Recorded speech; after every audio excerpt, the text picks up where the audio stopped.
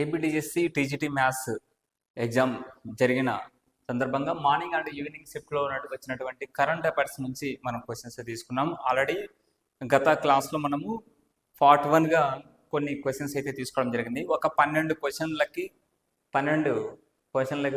మనము ఎక్స్ప్లెనేషన్ అనేది కూడా ఇవ్వడం జరిగింది.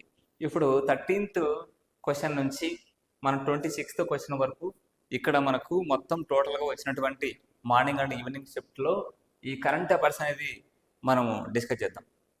ఇక్కడ 13th క్వశ్చన్ చూసినట్టయితే భారతదేశ అండర్-19 మహిళల కెప్టెన్ ఎవరు?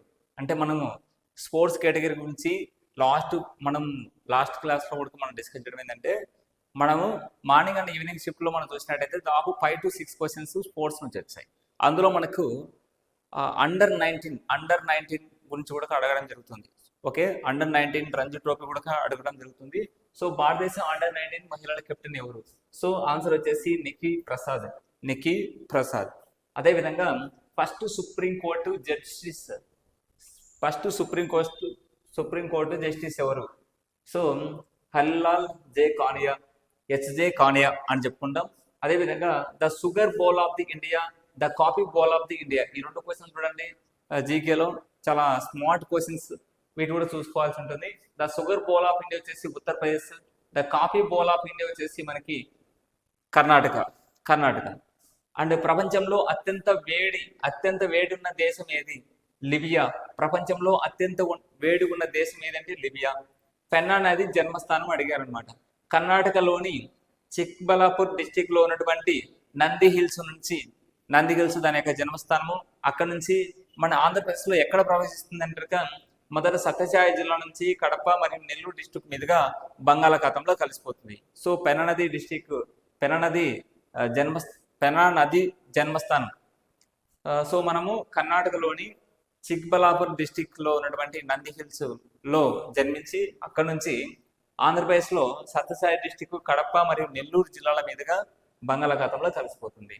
నెక్స్ట్, భారతదేశంలో హిందూ మతస్థులు అధికంగా ఉన్న రాష్ట్రం ఏది? సో హిమాచల్ ప్రదేశ్. హిందువులు ఎక్కువగా ఉన్నటువంటి రాష్ట్రం ఏదంటే భారతదేశంలో హిమాచల్ ప్రదేశ్. ముస్లింలు ఎక్కువగా ఉన్నటువంటి రాష్ట్రం ఏదంటే ఉత్తరప్రదేశ్.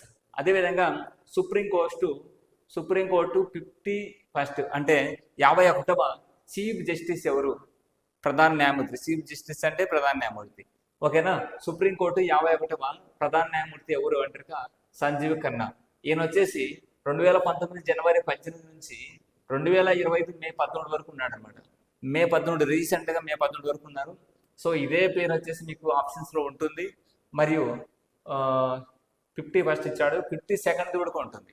52nd వచ్చేసి భూషణ్ రామకృష్ణ గవాయ్. ఈయన తర్వాత కాలం నుంచి మే నుంచి భూషణ్ రామకృష్ణ గవాయి. ఇతను 52వ ప్రధాన న్యాయమూర్తి. ఇక్కడే మన క్వశ్చన్ చూడొచ్చు సుప్రీంకోర్టు గురించి. మొట్టమొదటి ప్రధాన న్యాయమూర్తి ఎవరంటే హెచ్కే కానియా. అండ్ 51వ ప్రధాన న్యాయమూర్తి సంజీవ్ ఖన్నా, 52వ ప్రధాన న్యాయమూర్తి భూషణ్ రామకృష్ణ గవాయ్ అని ఇక్కడే మనకు వాటి గురించి తెలుసుకుంటున్నాం. ద స్కూల్ మాస్టర్స్ అసిస్టెంట్ అనే గ్రంథాన్ని రచించిన రచయిత ఎవరు అంటే థామస్ డిల్ వర్త్.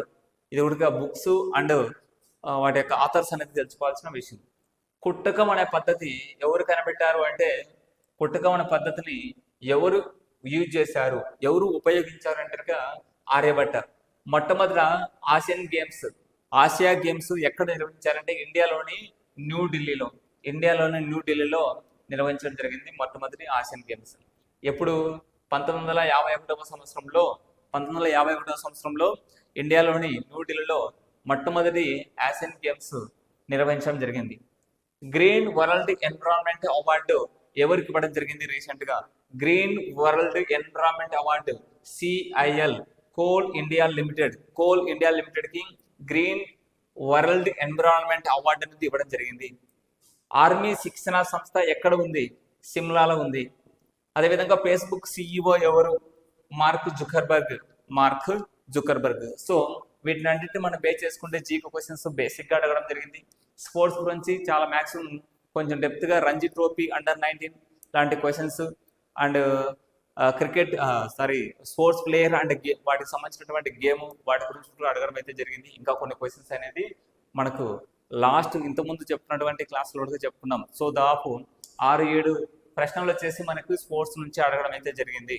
సో వీటికి సంబంధించి జీకే అండ్ కరెంట్ అఫైర్స్ సంబంధించి ఇవి క్వశ్చన్స్ వచ్చాయన్నమాట. మన డైలీ జరగబోయే ఎగ్జామ్స్ గురించి మనం డిస్కస్ కూడా చేసుకుంటూ ఉన్నాం.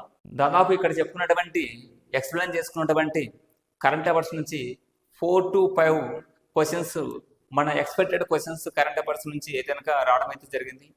4 to 5 క్వశ్చన్స్ వరకు expected questions GK and current affairs నుంచి చాలా తక్కువ, ఒక 70 క్వశ్చన్స్ మాత్రమే ఇవ్వడం జరిగింది. సో ఆ 70 క్వశ్చన్స్ అంటే 300 ఎక్స్పెక్టెడ్ క్వశ్చన్స్లో సబ్జెక్ట్స్ పోను జీకే అండ్ కరెంట్ అఫైర్స్ నుంచి ఓన్లీ మెయిన్ ఇంపార్టెంట్ వన్స్ ఏదైతే ఉన్నాయో అవి మాత్రం తీసుకోవడం జరిగింది. వాటి ద్వారా మనకు 4 to 5 క్వశ్చన్స్ వీటిలోనే ఈ ఫస్ట్ అండ్ సెకండ్ షిఫ్ట్లో రావడం అయితే జరిగింది. నెక్స్ట్ వచ్చేసి ఇంకా నెక్స్ట్ క్లాస్లో మన కరెంట్ అఫైర్స్ గురించి ప్రతి ఒక్కటి ఇంపార్టెంట్ కూడా డిస్కస్ చేసుకుంటూ పోదాం.